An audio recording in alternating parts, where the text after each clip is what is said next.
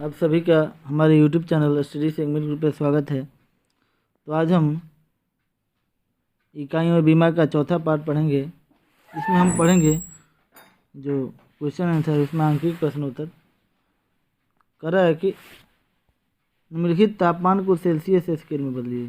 तो ये याद रखिएगा कि जब भी सेल्सियस स्केल में बदलना हो, केल्विन से किसे बदलना हो, जब केल्विन से सेल्सियस में बदलना हो तब उसमें क्या करेंगे, 273 को माइनस कर देंगे, क्योंकि हम जानते हैं कि 0 डिग्री सेल्सियस बराबर होता है 273 केल्विन। ये लगभग होता है, और अतः 300 केल्विन को क्या करेंगे, 300 माइनस 273 डिग्री सेल्सियस, यानी सेल्सियस में बदलना है तो 273 को माइनस करेंगे। तो ये हो गया 27 डिग्री सेल्सियस, 27 डिग्री सेल्सियस हो जाएगा, 27 डिग्री सेल्सियस। अब कह रहा है कि 573 केल्विन को सेल्सियस में बदलिए। तो फिर वही लिखेंगे कि चूँकि हम जानते हैं कि 0 डिग्री सेल्सियस बराबर होते हैं 273 केल्विन, अतः 573 केल्विन बराबर। अब इसमें क्या करेंगे, जब डिग्री सेल्सियस से केल्विन से सेल्सियस में बदलना हो तो एक बात यही याद रखना पड़ेगा, कभी भी केल्विन से सेल्सियस में बदलना हो तो 273 का माइनस कर देंगे। तो यहाँ पे भी 273 माइनस करेंगे, 300 डिग्री सेल्सियस। अब यहाँ कर है सेल्सियस से केल्विन में बदलिए। तो जब सेल्सियस से केल्विन में बदलेंगे तो 273 को जोड़ देंगे। तो वही 273 जोड़ दिया है। इसमें भी देखेंगे 373, इसमें 273 जोड़ेंगे 646 केल्विन। तो एक बात वही ध्यान रखना पड़ेगा कि केल्विन से सेल्सियस में बदलना है, केल्विन से सेल्सियस में बदलना है तो माइनस करेंगे, और सेल्सियस से केल्विन में बदलना है तो प्लस करेंगे। आगे देखते हैं। लोहे के एक टुकड़े का आयतन दिया हुआ है 0.45 मीटर क्यूब, या घन मीटर कह सकते हैं, आयतन जो है घन मीटर ही होता है। द्रव्यमान दिया हुआ है तो घनत्व क्या होता है, तो घनत्व बराबर एक फार्मूला याद कीजिए, घनत्व बराबर द्रव्यमान बट्टा आयतन होता है। द्रव्यमान कितना दिया हुआ है, आयतन कितना दिया हुआ है, बस इसका कैलकुलेशन कीजिए, आ जाएगा द्रव्यमान बट्टा आयतन। एक फार्मूला यही याद रखना पड़ेगा, इसी फार्मूला को याद करना पड़ेगा, द्रव्यमान बट्टा आयतन होता है ये फार्मूला। घनत्व बराबर, इसी फार्मूला को याद कीजिए, घनत्व बराबर द्रव्यमान बट्टा आयतन। द्रव्यमान कितना दिया हुआ है ये हो गया, और आयतन ये दिया हुआ है। अब इसको आप घनत्व जब भी लिखेंगे तो घनत्व का मात्रक जो होता है कहाँ से निकलता है, द्रव्यमान का मात्रक होता है केजी, और आयतन का मीटर क्यूब, यानी ये हो गया मात्रक यहाँ से केजी प्रति मीटर क्यूब, या कह सकते हैं केजी मीटर इनवर्स 3, ये हो गया मात्रक।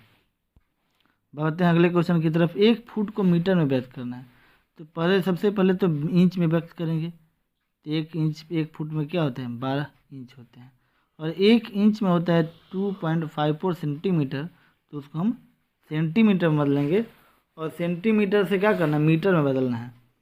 तो आप याद किए होंगे, एक होता है मिली, सेंटी, डेसी, उसके बाद होता है मीटर, डेका है 2 किलोमीटर। तो सेंटीमीटर से मीटर में बदलना है तो 1 और 2 यानी कि 100 से हम भागा दे देंगे तो वो मीटर में बदल जाएगा, इतना मीटर हो जाएगा। अब अगला क्वेश्चन देखते हैं कि 1 वर्ष में प्रकाश द्वारा तय की गई दूरी जो है इसको प्रकाश वर्ष कहते हैं। तो यहाँ से एक क्वेश्चन आपके पास अवेलेबल आ गया कि प्रकाश वर्ष किसे कहते हैं।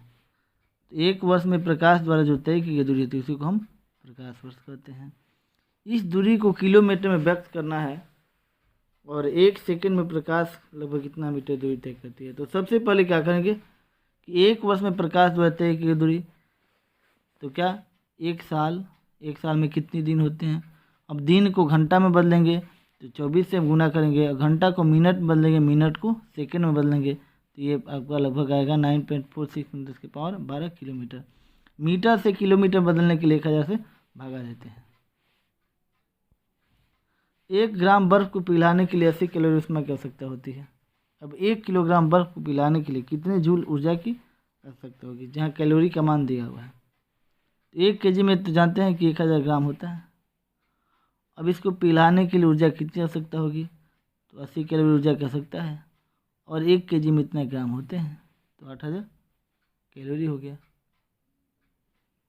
अब कैलोरी को बदलना है जूल में, तो 1 कैलोरी में इतने जूल होते हैं, तो इतना कैलोरी में कितना जूल होगा, मल्टीप्लाई कर देंगे, ये जूल हो जाएगा। अब ऑब्जेक्टिव यहाँ देखिए, मापन मुख्य रूप से एक प्रक्रिया है। मापन जो होता है ये तुलना करने की मशीन प्रक्रिया होती है, जिससे तुलना करते हैं दो वस्तुओं की। किसी राशि के माप परिमाण के पूर्व विवरण के लिए, तो किसी राशि के परिमाण में दो होता है, एक मात्रक होता है, जैसे कि लंबाई का मात्रक मीटर, तो मीटर मात्रक हो गया। संख्या कितना हुआ, 3 kg 4 kg, तो एक संख्या होता है और मात्रक दोनों होता है। ऐसा ही मात्रक में आधारी राशि, ऐसा ही मात्रक में जो होते हैं वो 7 होते हैं, लंबाई मीटर, द्रव्यमान किलोग्राम, समय सेकंड, ताप केल्विन, विद्युत धारा एम्पियर, ज्योति तीव्रता कैंडल और पदार्थ का परिमाण मूल। सबसे पहले बना था तो ये पहले 6 ही जोड़ा गया था, बाद में 14वीं मापतल का अधिवेशन में पढ़ेंगे, इसका जो पहला वीडियो पढ़ेंगे दूसरा, तो दूसरे वीडियो में बताया गया है आधार राशि मूल राशि के बारे में। तो इसमें 7वां राशि जो है जोड़ा गया था 1970 के अधिवेशन में, 14वें मापतल के अधिवेशन में।